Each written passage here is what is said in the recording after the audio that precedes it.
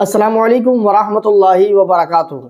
प्यारे नाज़रीन, इस वक्त की दो बड़ी अपडेट हम आपके सामने रखेंगे। ये ऐसी अपडेट हैं कि अगर आप इसको नहीं सुनेंगे तो हो सकता है कि आपको बाद में पछतावा हो कि हमें ये बात पहले सुनने को क्यों नहीं मिली। पहली बड़ी अपडेट तो ये है कि जो बंगाल के अंदर मुर्शिदाबाद में जो बाबरी मस्जिद की बुनियाद रखी गई थी, अब वो बाबरी मस्जिद नहीं बनेगी। क्यों नहीं बनेगी? जो वहाँ पर लाखों करोड़ों रुपए का चंदा हुआ, तो ईंट और सीमेंट का वहाँ पर चंदा हुआ, अब इसका क्या होगा, इसके बारे में बाद में बात करेंगे। दूसरी बड़ी अपडेट ये है कि अभी हम एसआईआर को लेकर बड़ी ही फ़िक्रमंद थे और अपने डॉक्यूमेंट, अपने कागजात इकट्ठा करने में हमने दिनों रात मेहनत की, लेकिन अब इसके साथ साथ हमें एक प्रूफ और एक कागज़ ज़रूर बनवाना है अपनी नागरिकता साबित करने के लिए। तो कौन सा प्रूफ है? चलिए सरफराज मलिक की वीडियो देखते हैं, इसके बाद आगे इंशाल्लाह दोनों अपडेटों के बारे में बात की जाएगी।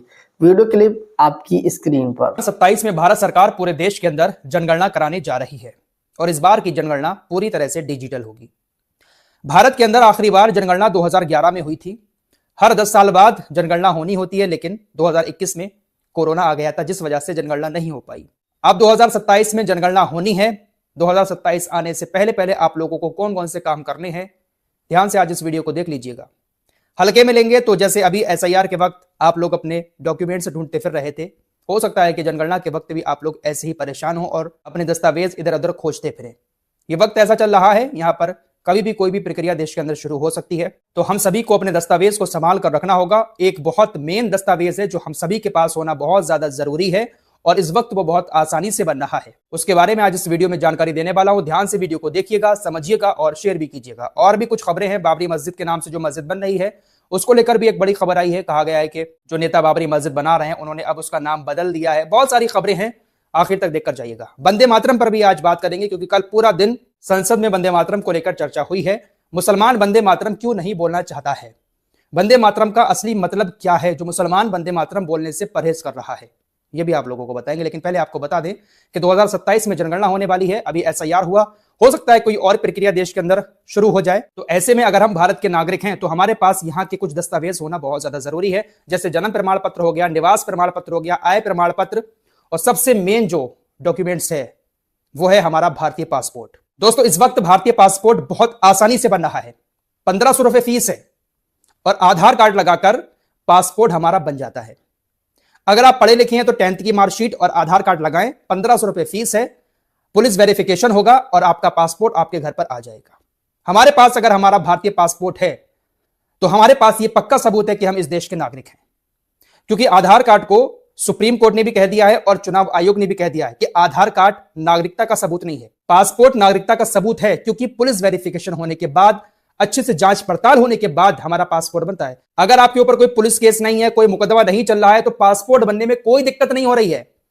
1500 रुपए फीस देकर, आधार कार्ड देकर आराम से भी पासपोर्ट बन रहा है, फिर भी लोग नहीं बनवा रहे हैं। हो सकता है कि आने वाले टाइम में कुछ ऐसे रूल्स आ जाए कि पासपोर्ट बनवाना भी मुश्किल हो जाए, फीस बढ़ा दी जाए या कुछ और डॉक्यूमेंट्स लगने लगे पासपोर्ट बनवाने में, ऐसे डॉक्यूमेंट्स मांगे जाने लगे जो शायद बहुत सारे लोगों के पास ना निकले। जैसे एसआईआर के वक्त बहुत सारे लोगों के पास बहुत सारे डॉक्यूमेंट्स नहीं है, तो पासपोर्ट को हल्के में ना लें। सबसे बड़ा डॉक्यूमेंट्स हमारा पासपोर्ट हो सकता है, इसलिए जल्द से जल्द, अगर आपका बैकग्राउंड बिल्कुल क्लियर है तो जल्द से जल्द अप्लाई करें और पासपोर्ट बनवाएं। इस एसआईआर की प्रक्रिया में भी पासपोर्ट मांगा गया है। जिन लोगों के नाम 2003 की वोटर लिस्ट में नहीं है, जिन लोगों के परिवार वालों के नाम वोटर लिस्ट में नहीं है, अगर पासपोर्ट है हमारे पास तो हम साबित कर सकते हैं कि हम इस देश के नागरिक हैं, क्योंकि पासपोर्ट पूरा वेरिफिकेशन होने के बाद बनता है। तो हल्के में ना लें, क्योंकि कभी भी किसी भी चीज की आज के टाइम में जरूरत पड़ सकती है। जिन लोगों ने अपने बच्चों का जन्म प्रमाण पत्र उनकी पैदाइश के वक्त नहीं बनवाया, अब उनको बहुत ज्यादा प्रॉब्लम हो रही है, बहुत लंबा प्रोसेस फॉलो करना पड़ता है।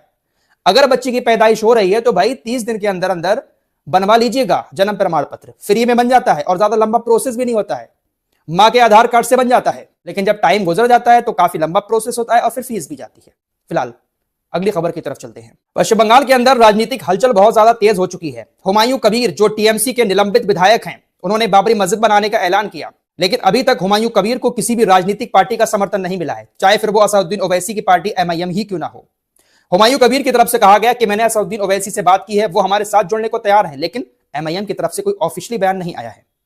एमआईएम के नेताओं की तरफ से लगातार यही कहा जा रहा है कि हम हुमायूं कबीर का साथ नहीं देंगे, क्योंकि हुमायूं कबीर बीजेपी के इशारे पर पश्चिम बंगाल के अंदर ये सब कुछ कर रहे हैं ताकि ममता बनर्जी के साथ जो मुसलमान जुड़ा हुआ है वो वोट कट जाए, ममता बनर्जी कमजोर हो जाए और बीजेपी पश्चिम बंगाल के अंदर सरकार बना ले। लेकिन इसी बीच हुमायूं कबीर ने एक और बड़ा ऐलान कर दिया है कि असदुद्दीन ओवैसी हमारे साथ आने को तैयार हैं और 22 दिसंबर को हम अपनी राजनीतिक पार्टी का ऐलान करेंगे, 135 सीटों पर लड़ेंगे और ममता बनर्जी के पास जो मुस्लिम वोट है वो हम काट कर अपनी भागीदारी सरकार में पेश करेंगे। 100-125 सीटें मुसलमानों को जिताकर हम सरकार में हिस्सेदारी लेंगे। ये बात हुमायूं कबीर की तरफ से कही गई है। साथ ही साथ एक और बात सामने आ रही है मीडिया रिपोर्ट्स के मुताबिक कि हुमायूं कबीर ने कहा है कि ये जो मस्जिद बनाई जा रही है इस मस्जिद का नाम बाबरी मस्जिद नहीं रखा जाएगा, मस्जिद का नाम कुछ और होगा, लेकिन बाबर के नाम से इस मस्जिद में एक दरवाजा बनाया जाएगा।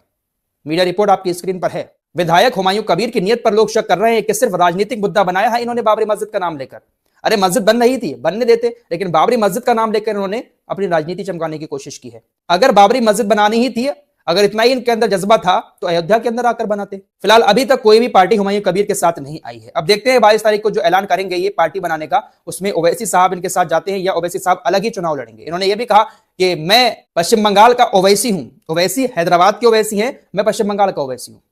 देखते हैं भाई क्या होता है, क्या बंगाल का मुसलमान इनके साथ जाता है, एक तरफा वोट देता है इनको या फिर ममता बनर्जी। तो देखा आप लोगों ने कि फराज मलिक ने जो बताया है कि जिस तरह हमने SIR को लेकर अपने जाति प्रमाण पत्र, आय प्रमाण पत्र, इसी तरह मूल निवास में मेहनत की, अल्हम्दुलिल्लाह सबके बन भी गए, लेकिन एक प्रूफ आपको और बनवाना है। वो ऐसा प्रूफ है जिसको पूरी दुनिया मानती है कि आप वहाँ के निवासी हैं, और वो है पासपोर्ट। थोड़ा खर्चा आता है, 2,500 से 3,000 रुपये खर्चा आता है। आप पासपोर्ट ज़रूर बनवाएं क्योंकि एक पुख्ता और ये बहुत ही अहम प्रूफ है। ये बात थी SIR की बड़ी अपडेट के बारे में। जो हमने पहले आपको अपडेट दी थी वो थी बाबरी मस्जिद को लेकर। इस वक्त देश के अंदर बाबरी मस्जिद को लेकर बड़ी ही हलचल मची हुई है। जब से उसकी बुनियाद रखी गई है बड़ी हलचल मची गई है। तो अब सामने ये बात आ रही है कि अब वहाँ पर उस मस्जिद का नाम बाबरी मस्जिद नहीं रखा जाएगा, बल्कि उसके अंदर एक गेट होगा, उस गेट का नाम बाबर रख सकते हैं, लेकिन मस्जिद का नाम कुछ और होगा। लोगों ने लाखों रुपए बल्कि करोड़ों रुपए वहाँ चंदा दिया है, ईंट दिए, सीमेंट दिया है, बारूद दिया है। अब इसका क्या होगा? लोगों की आस्था थी, लोगों का मानना था कि हम अपनी दूसरी बाबरी मस्जिद बनाएंगे। कि ये बाबरी मस्जिद इलेक्शन के टाइम पे ही क्यों बन रही है? बहुत से सवाल यहाँ खड़े होते हैं। बहुत से लोग हुमायूं कबीर को लेकर भी सवाल उठा रहे हैं कि बीजेपी के एजेंट थे, इसके बाद में ये इधर आ गए, TMC के अंदर आ गए। पता नहीं इसके पीछे कौन सा राज है, कौन सी साजिश है। अल्लाह रब्बुल आलमीन हम सब की फितनों से, हम सब की जालिमीन के जुल्म से हिफाजत फरमाए। आप तमाम हजरात की क्या राय है इस वीडियो क्लिप के सिलसिले में कमेंट सेक्शन में ज़रूर बताएं। इस क्लिप को शेयर करें। मिलते हैं किसी नई बड़ी अपडेट के साथ। अस्सलाम वालेकुम वरहमतुल्लाहि वबरकातुहू।